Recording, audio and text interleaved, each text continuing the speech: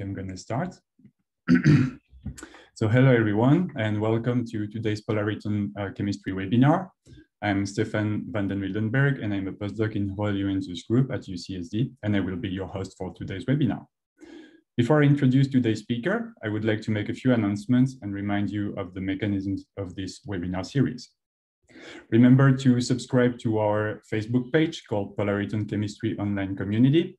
This Facebook page is not only intended as a platform where you can share updates and announcements about the webinars, but we also want it to be a space for you to share interesting news about our community. Whether you are particularly pumped by your last publications or you want to communicate the opening of a position in your group, be sure to share it on our Facebook page and let know the Polariton Chemistry community. If you missed one of the Polariton Chemistry webinars and you want to catch up with it, or if you want to rewatch one of our webinars to make sure you didn't miss a detail, remember we uploaded the webinar series in a YouTube channel. Also be sure to hit the subscribe button and you will be aware of every posted video. Finally, I'd like to introduce the mechanism of the webinar. During the talk, attendees are unmuted. If you have a question during the talk, feel free to click the raise hand button, and I will interrupt the speaker at an appropriate time and enable your audio. Also, you can share your comments or ideas using the chat. Please use the Q&A button to type questions that you want to keep for the end of the talk. We will try to address all the Q&A questions at the end of the talk, but if we cannot answer all of them due to the webinar time limit, we will collect your questions and send them to the speaker after the talk. So now moving with today's webinar. So it's my honor to introduce Professor Cecilia Noguez from the National Autonomous University of Mexico as today's speaker. Professor Noguez pursued a PhD degree in physics at UNAM in 1995. During her doctorate studies, she spent 16 months at the University of Rome, Tor Vergata in Italy, studying the optical response of surfaces based on quantum methods. In 1995, she was a postdoctoral research assistant at the Department of Physics and Astronomy at Ohio University, working on physical properties of silicon clusters using first principle methods. In October 1995, she was appointed to her current tenure at the Physics Institute in UNAM, where she was promoted to the rank of professor in August 2005. By combining quantum physics and classical electromagnetic theory, Professor Noguez's research has opened the way to elucidate structural, electronic, and optical properties of material in emerging fields, including plasmonics, optical activity in chiral nanostructures, atomic absorption processes like functionalization and selection, van der Waals and Casimir forces, and radiative heat transfer in nanostructures. Over the years, Professor Noguez's work has been recognized with awards, notably by the Mexican Academy of Science and the Institute of Scientific Information. In 2016, she received the National Science Award by the Mexican government, the top scientific research prize in Mexico. Today, Professor Noguez will give a talk entitled Designing the Plasmonic Response of Nanoparticles. Everyone, please join me to give a warm welcome to Professor Cecilia Noguez. Professor, you may now share your screen. Thank you. Thank you so much for the invitation to this webinar series. And thank you, Professor Joel Joan, for this kind of invitation, and Stefan for being the contact. I will talk today about how to design the plasmonic response of, let me just, of nanoparticles and what we can do with this design of this response, of this optical response of plasmonic nanoparticles. Well, okay, just to share some fundamentals, assume that you have a number, no, an n positive charges, okay, and the same amount of negative charges. And then you apply an external field, so you can move the electronic cloud by this force. No, you apply a force. No, by exerting the external field. Okay, so the positive and negative charges also interact, and then you have a kind of a Coulomb interaction that try to restore the charges in some way. So you have an external force given by the external field versus a Coulomb force that gives you a total force. And when you have an equilibrium and you have a response of the whole electron crowd of the system at a given frequency, you have a resonant oscillation. That means that you have a normal mode of the system, okay? So all the electrons oscillate with the same frequency at that point. So this induces a surface charge distribution on the system. And this surface charge distribution makes an evanescent electromagnetic field that we call the near field, okay? So these are more or less the fundamentals. Now, the nanoparticles can have different kind of oscillations, okay? Each collective oscillation of the electron cloud is a resonant mode. The number of these resonant modes depends on the nanoparticle shapes, and also the frequencies determined by the electron density, okay? And the effective mass of the electron on the system, the nanoparticle size, and of course of the dielectric environment and the interaction with other possible polarizable bodies like other nanoparticles. What I mean, for example, remember that the dielectric environment can screen the charges. And for example, this modulates the Coulomb interaction of the system, so changing the resonant frequency of the electron cloud. This is what I mean. So all these factors can modulate the response, the plasmonic response of the system. So this is more or less the same, I guess. Okay. So I'll just moving as a function of the frequency. And what I want to show is that to solve this, we use the Maxwell equations. We in this case, the system is large enough to use macroscopic Maxwell equations that are here, okay, are here in this part. But when you have these surface modes, what we have is within the nanoparticle, we have the polarization is equal to zero. But you have an induced charge distribution on the surface. What this means that on the surface, the polarization is quite different, okay? And these are the surface modes. These are the basic equations that we need to solve, okay, in some sense. Okay. So what people has done, well, everyone knows the Mie solution is not a theory, it's a solution of the Maxwell equations for a given system. So what we have is that when we have this incident light, we can solve exactly the Maxwell equation for a sphere, homogeneous sphere of an arbitrary size. And we have the incident light, and we have mainly two phenomena. One is that the particle can absorb light because it's moving the electrons, and eventually this absorption can induce some heat, in the particle. And the other phenomena is that the particle can scatter light. Okay, at the end you have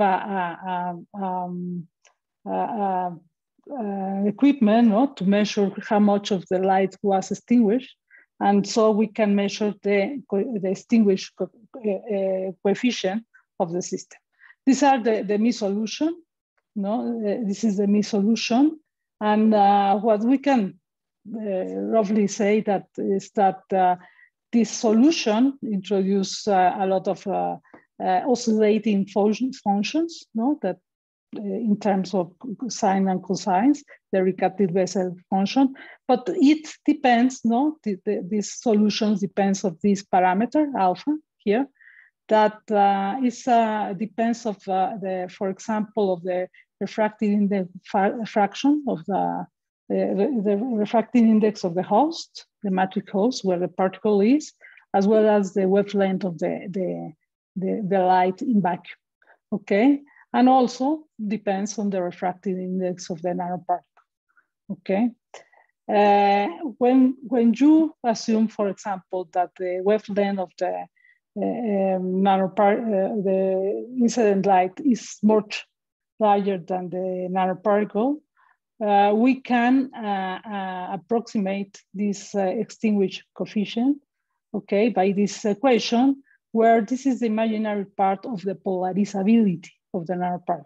Okay, so again, this is the refraction index of the host media. And the dipole polarizability, for example, for a sphere is very well known, which is this one, no? That has to be with the radius of the particle to the third. And the ratio, no, between this is the dielectric response of the nanoparticle that depends on the frequency, and this is the dielectric response of the host matrix, for example. So what we have is the imaginary part of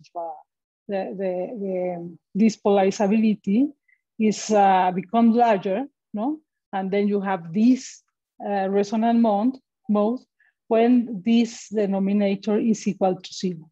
So we can, in this way, to assign, for example, the frequency when the electric cloud is moving in this oscillating mode. So we have for the sphere, this is a sphere of silver nanosphere of 5 nanometers in water, okay? And in this way, we can have the extinction efficiency or the extinction coefficient. And we have only one resonant at a given frequency that has that is found from this denominator equal to 0, no? Okay, so but what happened in real life, no? So for example, you can synthesize these nanoparticles, okay? These are silver nanoparticle in the MSO. And for example, you can look, no? This is more or less transparent in a very dilute solution. If you look at the microscope, you more or less can say that these are spherical. However, when you measure this absorption of the extinction cross-section, you can see that the experiment, which are these green dots, for example, are quite different from the theory, just assuming a spherical nanoparticle. In this case, we can see that, for example, the width at the half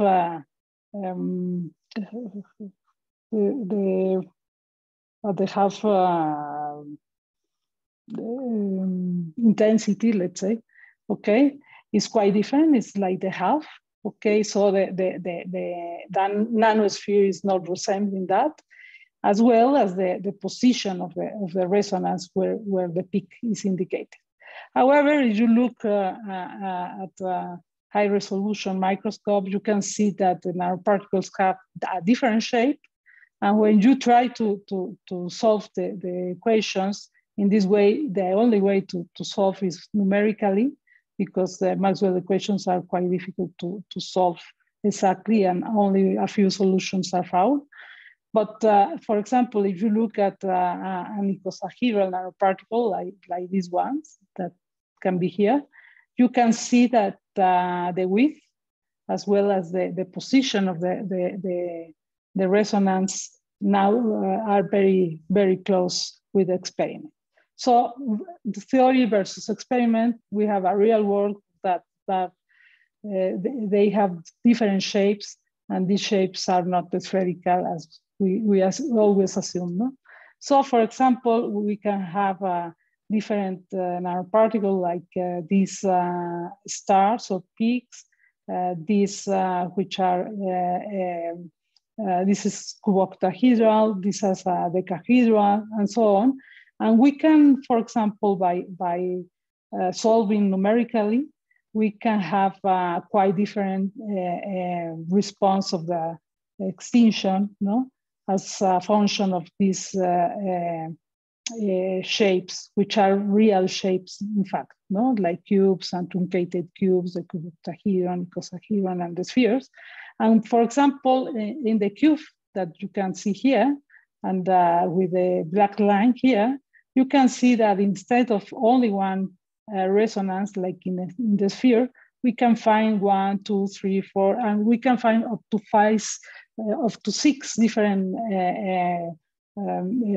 resonances that have to be with the shape of the nanoparticle, and I will try to explain a little bit more.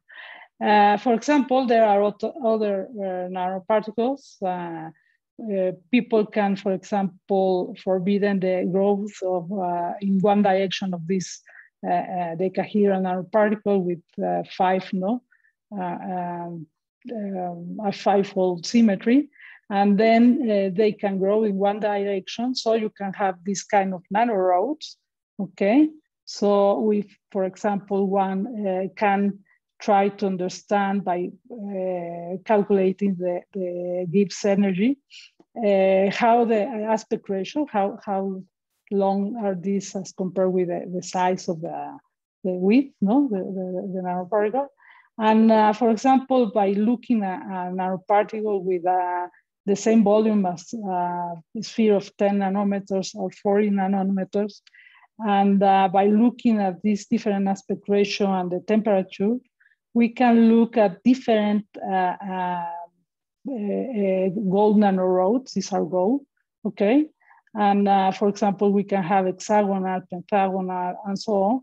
And when we look at the optical response in a solution of this kind of nanoparticle, what we see is that the important factor here is how much they are, is this aspect ratio, and not so much the shape of the nanoparticle. For example, here is independent of if they are hexagonal or pentagonal. What is ruling the optical response of the nanoparticle or the plasmonic response of the nanoparticle is the aspect ratio of this system.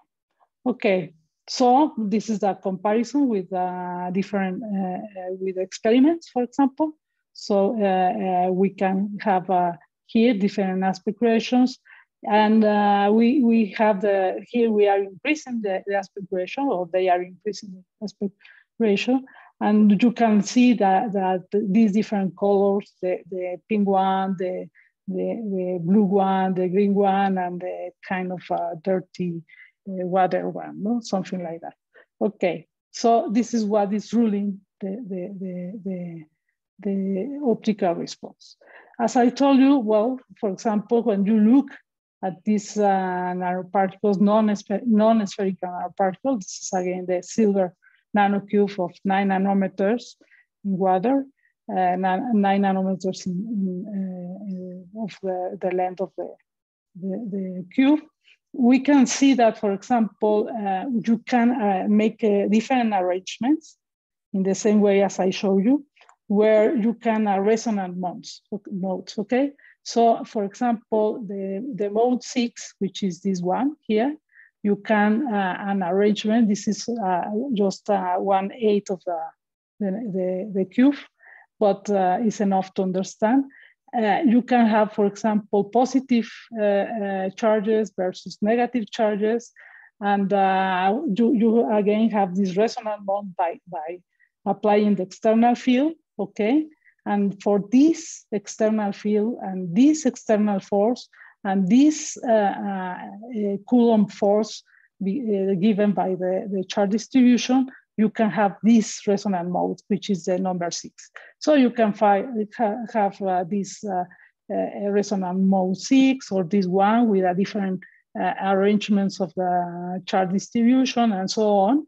And if you look at the near field, as I told you, this induces a near field in the system. So when you look at this near field, electromagnetic field, you can see that, for example, this the mode 5, no, this resonant mode 5, which is the one with the more is the more intense one. This one is not, for example, the one that induces a more localized electromagnetic near field. Here is what we are looking at here is the amplitude of the electromagnetic field. Okay. And this is when we apply, for example, a light in a nanocube at a given frequency, like 400 at, I don't know, 30 nanometers, something like that, you can localize light. And then this localized light enhance like a six order of magnitude as compared with external light, no? But just for this kind of nanoparticle, this is in water and so on, no? So all these factors are important to try to understand the plasmonic response. So let me, yes. There is a question from the audience. Okay. Sindana, you may talk. Hi, I have a question about, you said that the optical response depends only on the aspect ratio and not the exact shape, right? So can you go back to that slide? I think that yes. 3 slides. Yes, for the nanorods. Okay. Yeah, but why is it that only for the square, it's not so much the same? Everything else fits into what you said, that it depends only on the aspect ratio. But for the square, it looks a bit different, right? Yes. Well, in the cube, for example, you have you have more symmetries. Okay. It's a more symmetric system, like the sphere. The sphere, you only have one resonance. Here, you have this more symmetric system, but you can make an arrangement different for the charges. And for the nanorods, you have this, let's say, 2 responses that has to be with the one longitudinal to along the nanorod and the transversal one. And that means that these are ruling. I will talk about more of this because I want to show you how you can design this response in some way. Okay? Thank you. You're welcome. Okay, so I also have a question for myself, if you allow me.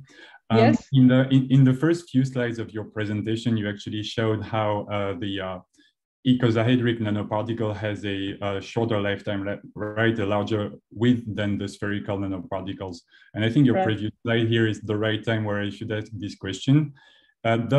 Is the lifetime of the icosahedric nanoparticle reduced with respect to the sphere because of the presence of hotspots that lead to more intense induced current and hence to increase dissipation by Joule effect?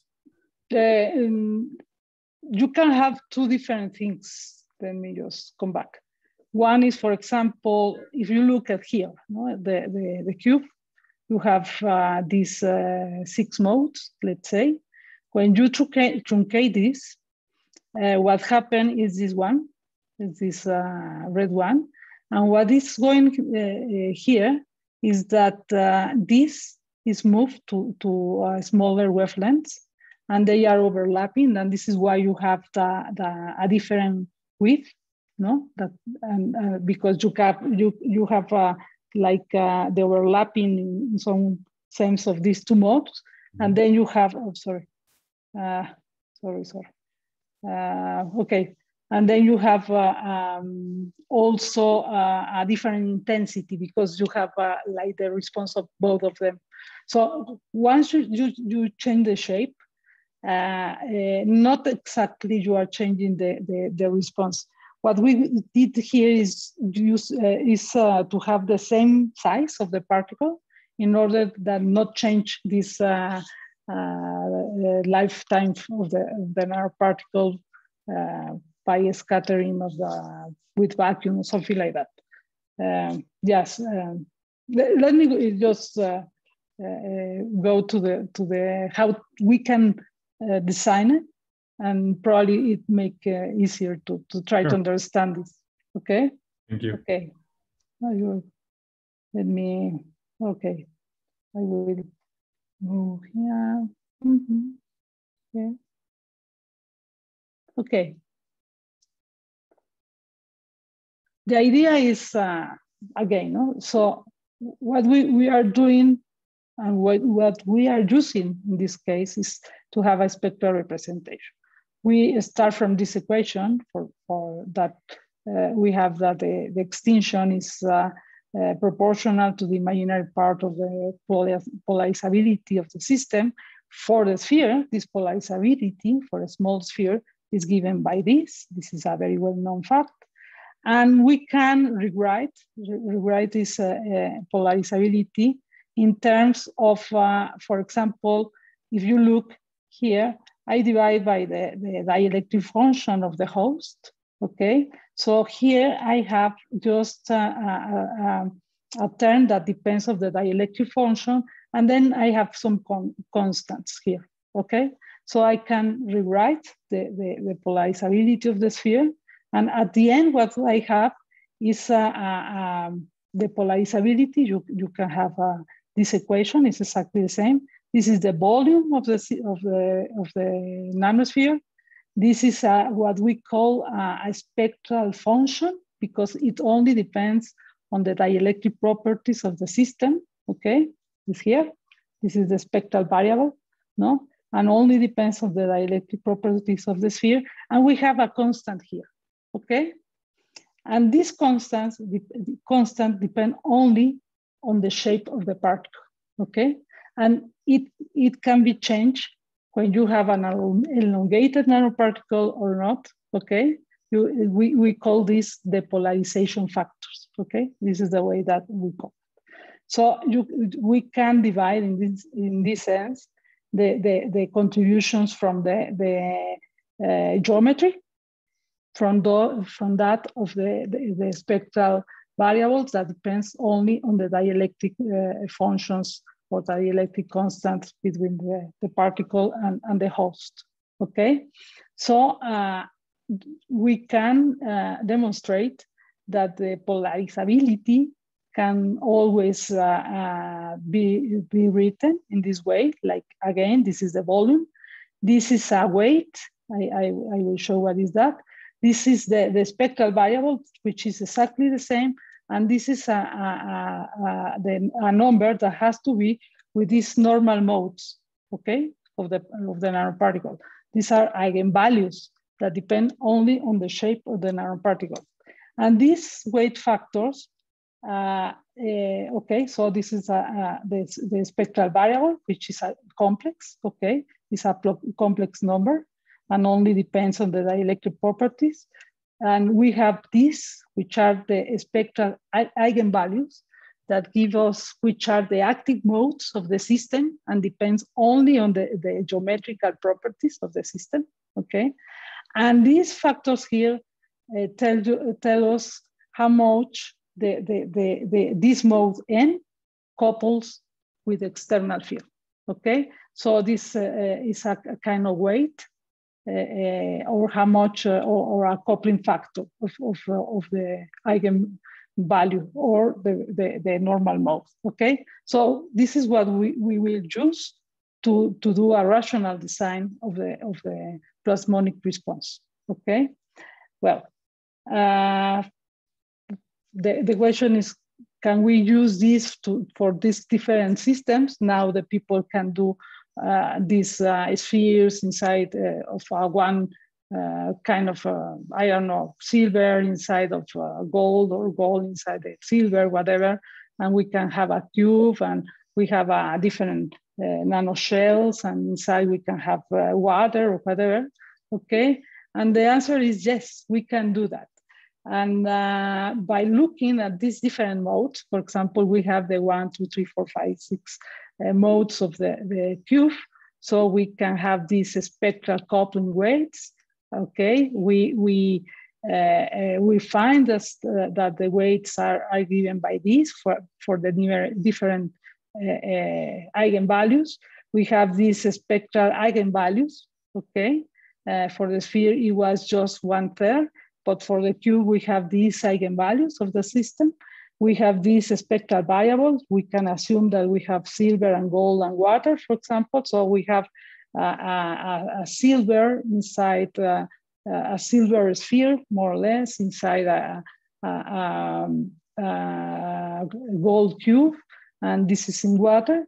Okay, and well, we use a kind of effective medium theory that I'm not explaining here right now, but it can be in another talk. But the point is that we can obtain the response. We can weight this response for this system, and at the end, we can compare with experiments, okay? And the experiments are these lines, no, continuous lines. These are our theory, okay? That you can change this in this dashed line, and these are, for example, the finite difference time domain calculations. So, well, what we did is just to use this concept of that we have a proper modes for each geometry. We have different spectral variables that depends of the contrast between the different dielectric response of the system. We apply the external field in a way that we can do an average of the whole response of the system, assuming that the particles are randomly distributed in water, for example. And we can, with this very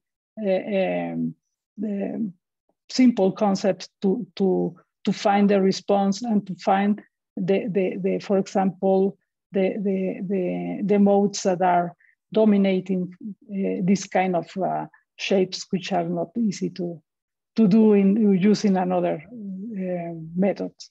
Here, if you change the length of, for example, of the cube, you can also have this, and you can also compare with the experiment. Okay, so again, this is the spectral representation for the sphere. Okay, in this given this polarizability, we have only one resonance, and we have that this resonance totally couples with the external field. That's what it means in that sense. So how we can obtain the frequency response of the particle? Well, remember that we have the imaginary part of the polarizability, and that means that we look at the denominator, and we equals to 0, this denominator. That means that the frequency of the resonance here is equal to 1/3, okay, if we put this equal to 0. And then we can find this resonant frequency by just looking at the spectral variable of the system, okay? So this is what we do here, no? And this is a very well-known result. If you look at, if you assume that this is for example, the Drude response of the dielectric function of the sphere, no? Okay, so what we can do? For example, we have the spectral variable. Okay, the spectral variable, remember that depends just on the difference or the contrast of these dielectric functions. These spectral variable have real and imaginary part. That depends if this is in air or in water, for example. So we have here two different spectral variables. These are the dot lines are the imaginary part of the spectral variable. The continuous line is the real part of the spectral variable. And now remember that we can have the resonant frequency or mode for the sphere in 1/3. Okay, so we have this line in 1/3. Okay, and what we see is that the real part of the spectral variable has well, crosses here. Okay, and that means that this frequency is the resonant frequency here. okay? And in order to have this resonant frequency, to fulfill this resonance, we have that, we need, for example, that the imaginary part of the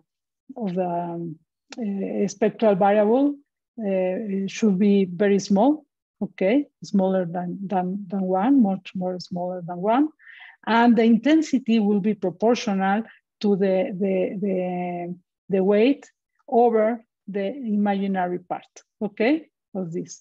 And this imaginary part of the spectral variable has to be with this lifetime of the nanoparticle, okay? So here, you look again at the extinction coefficient of the absorption coefficient in this case. We have, for example, this is a resonance, okay, for silver. Again, we have this. If you look here, you have also that the real part of the spectral variable is equal to 1/3. However, here, the imaginary part is very large, so the intensity is really, really small as compared with this one, where the imaginary part is really small, okay? So you can have this shoulder, a small shoulder here, but it's not a resonance in the whole sense, no, because you have a lot of losses because of the imaginary part of the nanoparticle in that sense.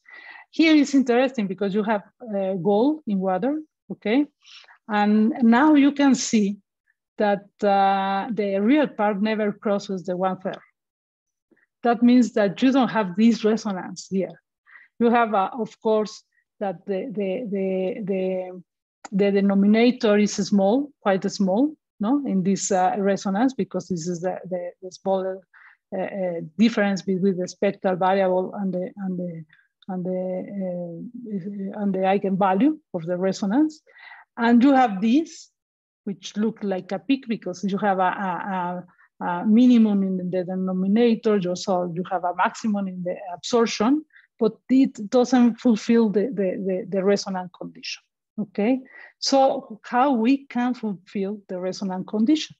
So one is, remember, we divide this into have two different ingredients, like to have the geometrical part and to have the dielectric part. So how we can tune this resonance? Well, we can impose a different geometrical condition. And now I will go to these nanorods in some sense. So you have the wall here in water. This is for the sphere.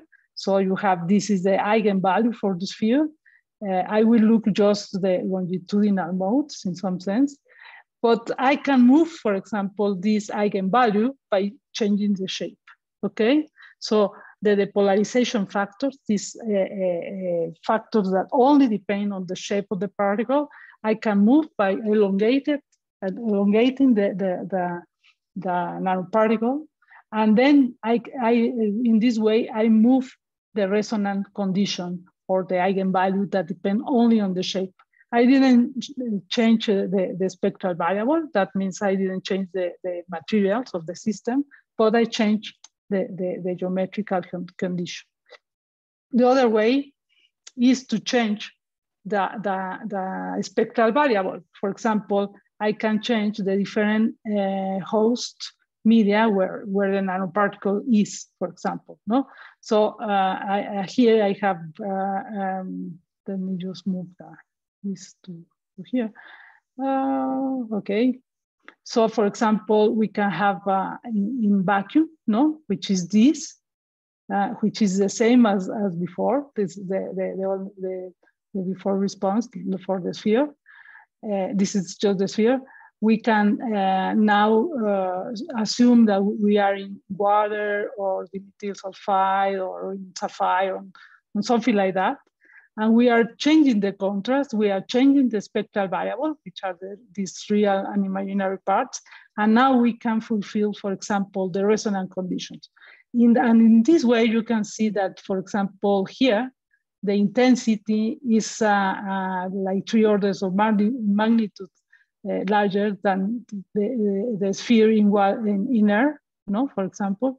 where you don't fulfill the resonance conditions. Okay, so this, you have two different ways to change the plasmonic response of the nanoparticle. Okay, I don't know why it's not. Okay, Joel. Professor, yeah, we have a question. Well, you may talk. Hi, Cecilia. I want to ask you, can you explain again this n factor that goes from 1/3 to less than 1/3? So you obtain these n factors from a theory, or are these fitting parameters? And can you comment a little bit more on the physics behind the n factor and the, what does that yes mean? Yes, for example, here, no, this is I will show a little bit more. Yes, these are n factors come here, okay, and that depends on the aspect ratio of the particle. No, this is a prolate, no, just to make sure that you have some symmetry there. These factors, okay, that at the end you can rewrite this polarizability for the prolates in this way again. Yes, comes from the depolarization factors. Here is the reference, okay. There is you can again solve the Maxwell equations, okay, and then you can find in this case the depolarization factors from there. This is the way that you can find it. So this comes from not an analytical calculation, but like from a fitting of the. No, it's in this case, if you have a small prolate and a large prolate, you can have an analytical calculation of these factors. Okay, but then like you had this example where with gold in water, where you have no resonance for the spherical one, yet when you change the aspect ratio, you do get it. So yes. Can you tell us what is the physics behind that formation of the resonance in the ellipsoidal geometry? Yes. Yeah. Yeah. Okay. Here is again. No, this is the spectral variable. Here is for different aspect ratios. 1, which is a sphere. 2, 3, 4, 5, whatever. And what is going on here is that it's like you have a capacitor in some sense. No, you are changing, no, the size of the capacitor. No, you have when you have the external field, you have the positive and negative charges. Okay, and what happened is that the polarization. Remember that the polarization of the inside the capacitor can change with the size of the capacitor. Okay, this is what you are doing here. You are changing the polarization, okay, by changing the length of the capacitor, and you can look at again like this is a capacitor in that sense. Okay. I see. Okay, thank you. Okay, you're welcome. We have another question if you yes. Matt, you may talk. Hi, I'd just like to ask a follow-up question to understand your answer a little better. So in your example with the cube, in a couple of slides ago, you showed that there are multiple depolarization factors, right? Yes. I'm wondering, how did you obtain those? Well, in that way, it's more difficult to do that. You can do it numerically, okay? Or the only way to do that is by solving the Maxwell equations in Cartesian coordinates, okay? Which is quite difficult. But you can look at, for example, at the reference that I mentioned at the beginning, very old reference by Ronald Fuchs, you can look at how to do that numerically, for example, which is easier than to try to solve in Cartesian coordinates. Okay, the only way that you can do this in another way. For example, you have the peaks, And if you, these peaks reduce the imaginary part, you can have the frequencies, the exact frequencies where the resonance is, and then you can assign this resonant frequency with a model, like the Drude model or whatever, and then to try to find the eigenvalues. You can do the other way around. I don't know if I can, this can, I don't know if I can explain in some way this, but you can do the other way, no?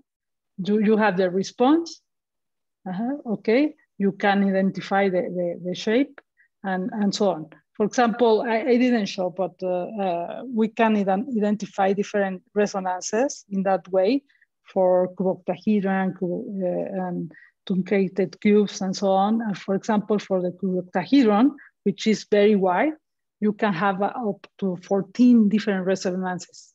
No? So they are overlapping, and then you have a very wide peak and small and so on, no? in that way. No? But you can look at these resonances in that way. So you're saying the depolarization factors are simply a consequence of the geometry, the specific geometry, and nothing else? Yes. Yes. Okay, gotcha. Okay. Yes. Thank you. You're welcome. This is the way that you can rationally design the response, because you can separate both things. There is another question. Yes. Okay.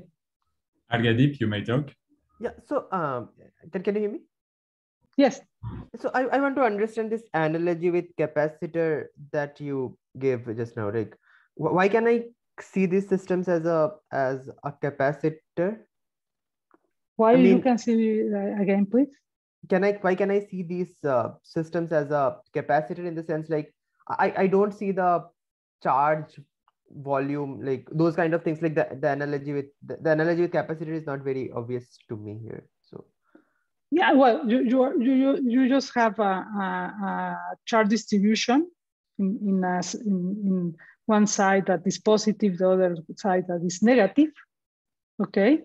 Okay. And inside you have a dielectric function, and as a function of the length of the nanoparticle, these elongated nanoparticles, you are modulating the capacitor. At the end, the capacitor only depends on the distance between positive and negative charges. I see. Okay, I see it now. Okay, thank you. Mm-hmm. Yeah, it's some way to look at this. No? Okay, may I follow? Yeah. Sure. Thanks. Okay, so for example, you can do the same. We can solve analytically here for this kind of systems where you have a kind of shell, no? So you can have a hose here, a dielectric function like water, and then you can have a sphere inside, these kind of things. And by changing the ratio between the first radius, the second, and the third one, you can, for example, have this response for a given combination of this radius here. And for example, you can enhance or reduce the response of the particle just by changing these different values. No? This is for the green one, and this is for the red one. So you can change the response in this way. And also you can look at different weight or coupling factors in this system, okay? So you can change, you can solve these, you can change, and you can modulate the response by changing just geometrical parameters in this way, for example. Okay, so let me follow. This is again what we have, for example, this kind of nanoparticles that I showed you, that you have a water, gold, and silver, for example. Okay, and this is our theories, using spectral representation, and this is the experimental data, and you can see that we can reproduce very well this kind of systems. Now let me talk when the nanoparticles interact. It's almost the hour, but okay. When nanoparticles interact, for example, you have these spheres. They are apart far enough, no? So you have an external field, and you have this dipolar response that I showed you, at the beginning.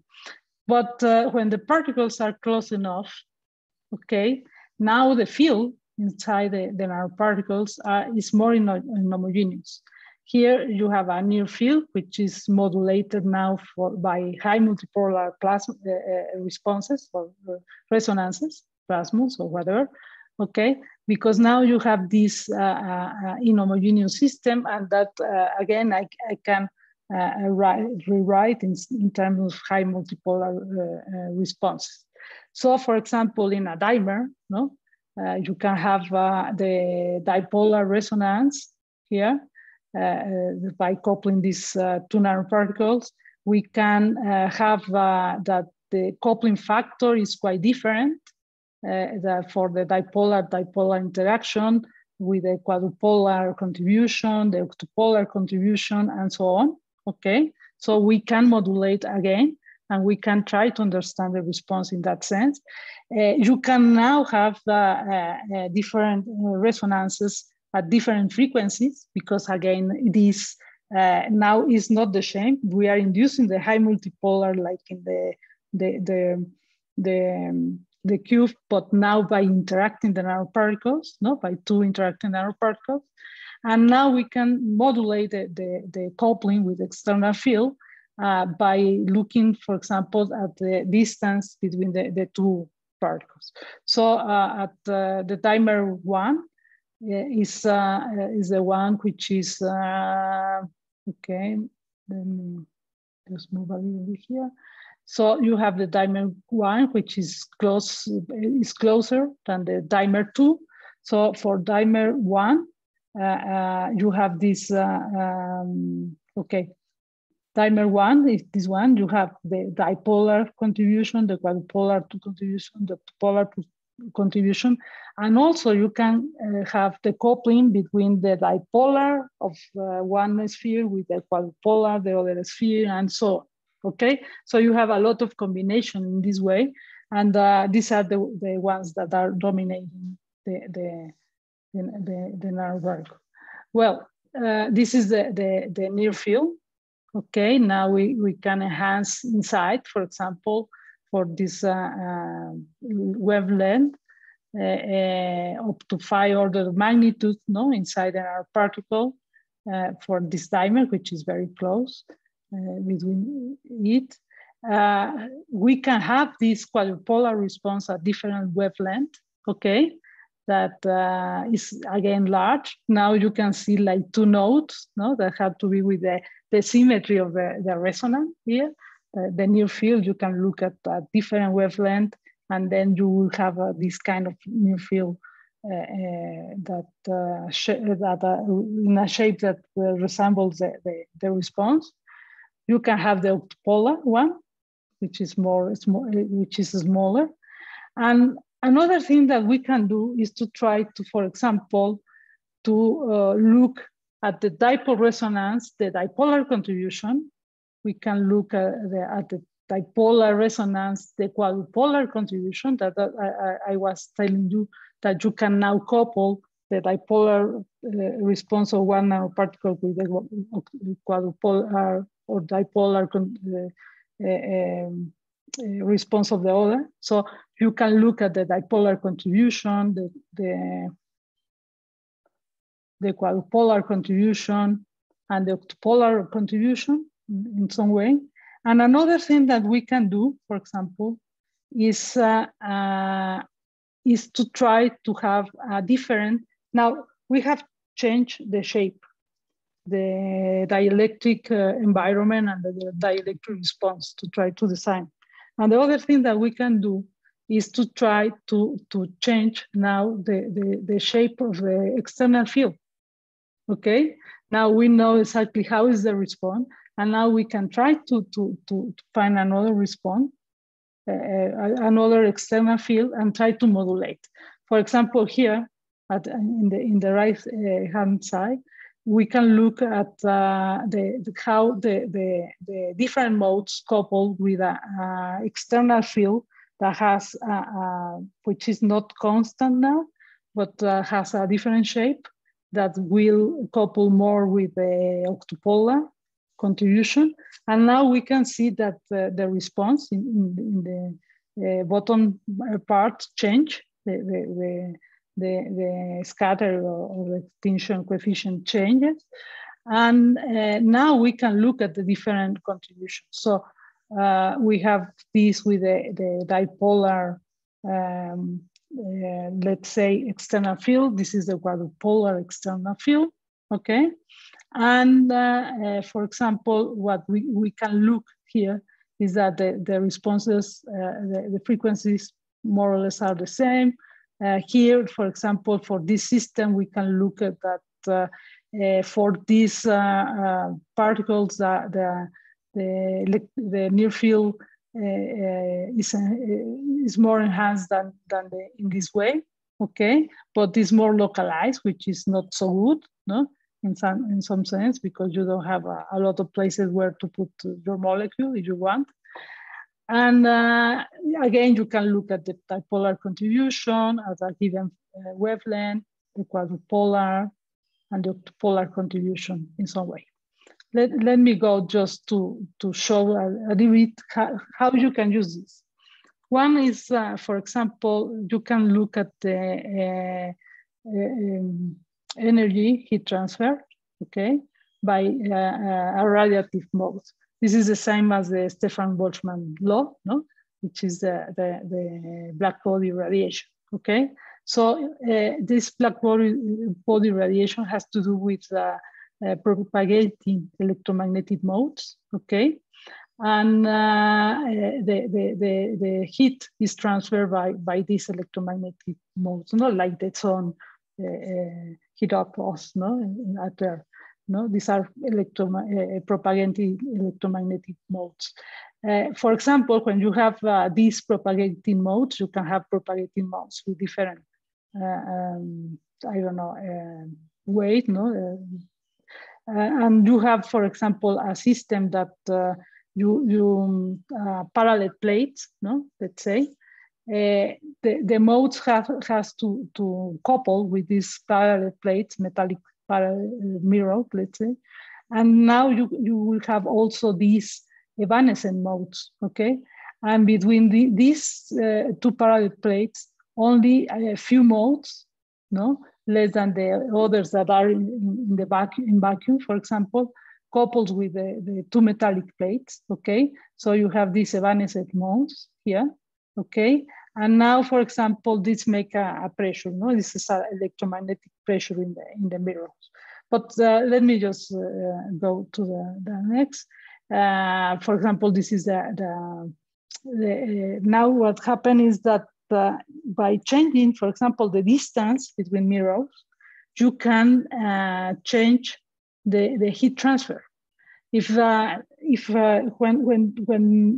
you look only at the propagating modes, you cannot explain why you are changing the heat transfer between the parallel plates, for example. Okay, let me just try to. I spend more or less the hours, so this is why I'm in a rush. But for example, now when you have a distance which is smaller than the wavelength that you are looking for, now you have these evanescent modes, and now you can enhance like, I don't know, 50 order magnitude the near field radiative heat transfer. Okay, this is the point. You can enhance at very small distances the radiative heat transfer, and again you can look. Let me just go. Okay, and again what happened is that you can, for example, look at the two particles and to look at how the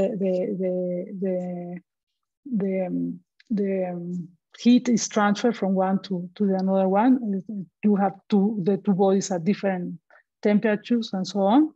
And now we can modulate, for example, by changing the distance between them, by changing the coupling factors between them. And remember that you can change these coupling factors by changing the spectral variables or by changing the geometry and so on. And you can enhance or not the radiative heat transfer between nanoparticles. So for example, here we have two nanoparticles, two spheres. I don't remember. These are carbon, silicon carbide nanospheres, okay? And why? Because these kind of effects are seen in the infrared. So this is why we need a kind of quite different system. But the point here is that you have two spheres with different separations. These are the same size, these are different sizes. And now you can see the power exchange between nanoparticles just by coupling different, no? The response of the plasmonic response of the nanoparticles, which are here. No? For example, for the dimer B, this is the largest. For dimer A, this is the largest one at a given separation here. No? So you can look at the contributions by looking the flux, the generalized flux from the heat transfer. And we can look at the different contributions from the multipolar coupling. Remember that you have this inhomogeneous system. And so you can have this power exchange contribution. And by including this multipolar coupling, you can enhance more the power exchange. Okay, by introducing a third nanoparticle, also you can increase the heat transfer by just changing the parameters, the geometrical parameters, and then you can have an optimized parameter to enhance the power exchange in the system. Just to finish, now what we are doing, these are experimental non-Bravais plasmonic lattices. These are the results, the experimental results. Now what we look here is like the modes that you can propagate by looking again with this spectral representation, and we also try to reproduce with final element methods. We can look that the different modes, for example, propagate. That depends of the lattice that you are looking and the modes on the lattice. No, you now have propagating modes. This is as a function of the angle of the polarization of the measurement of of light. These are experiments and the theory. And just finally, just to show you what we are doing, now you can look at, for example, to sample this kind of graphene two-dimensional system. So we can have this one monolayer or two more, a bilayer, no? This one and this one. We can look at the modes, which resemble very, very well the graphene modes in some way. We can look the origin of these modes by changing the polarization of light.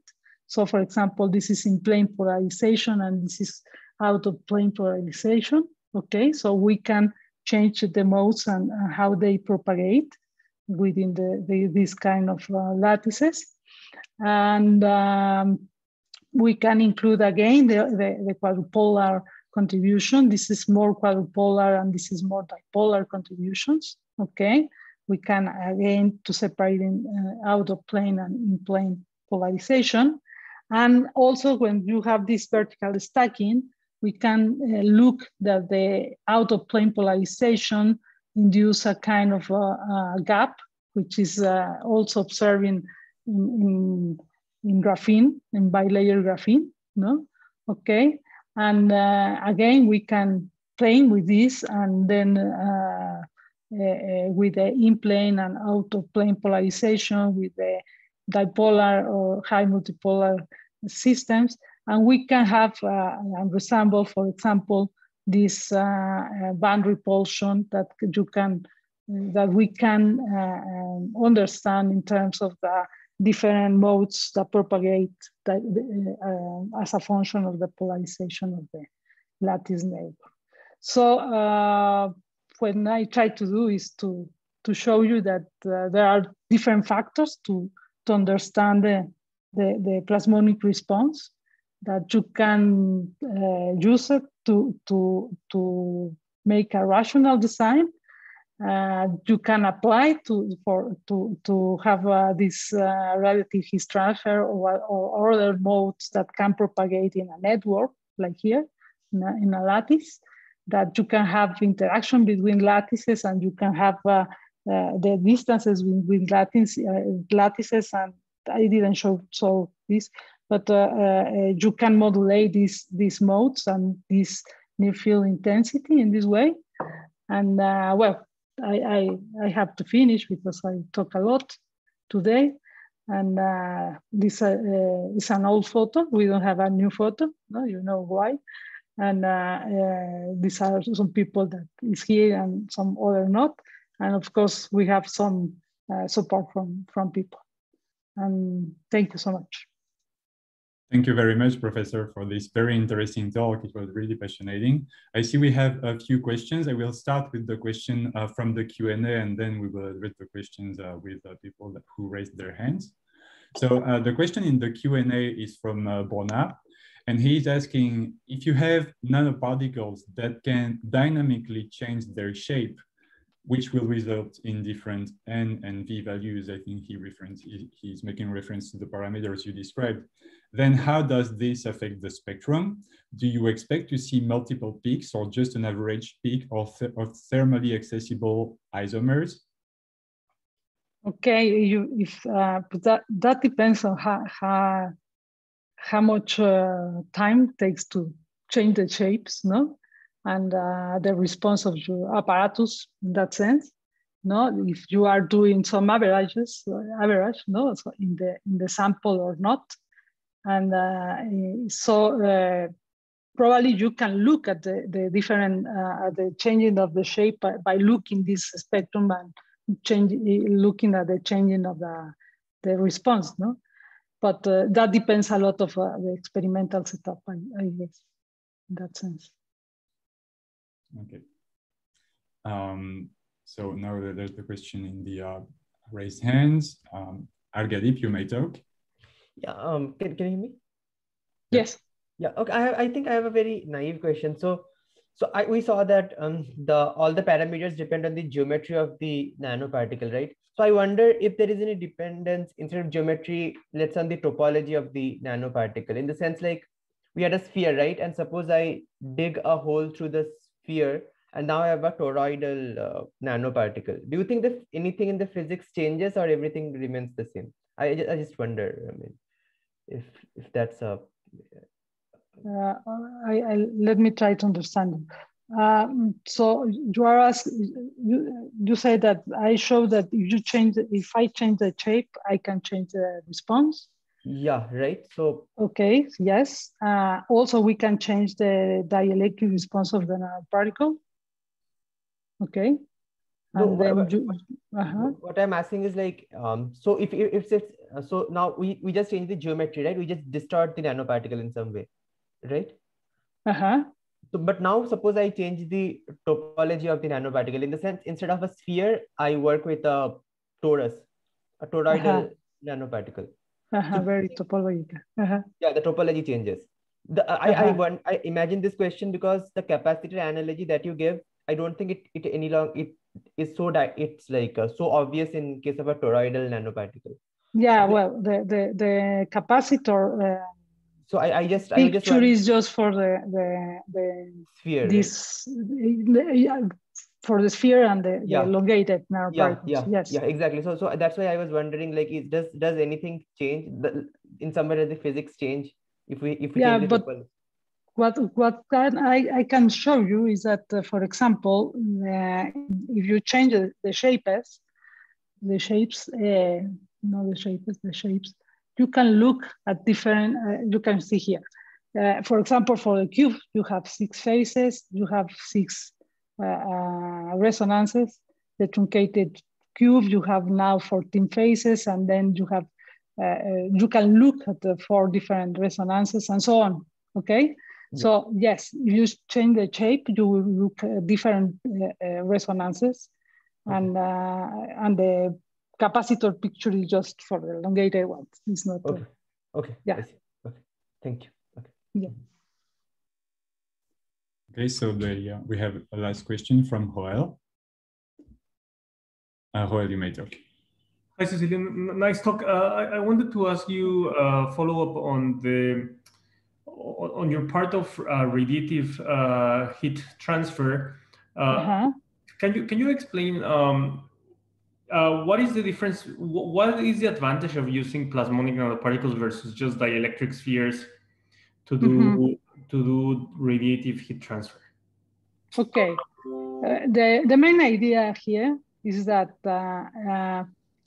when you have a distance large enough, larger than the wavelength, no, that your particle has a response. Okay, let's say that. When you have a larger distance, you only have these propagating modes, and the radiative heat transfer doesn't depend on the distance or the shape of the particles. Okay.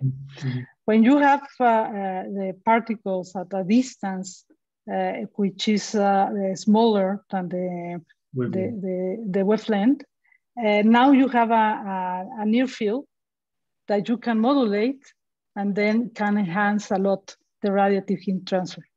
In this way, you can have, for example, this is I didn't explain that. For example, this is the gap between 2 parallel structures. I don't remember the kind of structures, but let's say 2 cubes, no? And for example, if you have a gap of 1,500 nanometers, you can look the frequency, the power density or power change, no, of the system, and you can enhance a lot just by changing the gap. Now, you can tune like the modes that you are resonating, okay, by changing the geometry, and this can enhance the radiative heat transfer. That's the point. So, okay, so this is just like near field optics. So like I would It's like near field optics, right, right. Sounds good. Exactly, yes. Okay, so I see there is no more questions. So once again, and on behalf of the audience, I would like to thank you very much for your very interesting talk.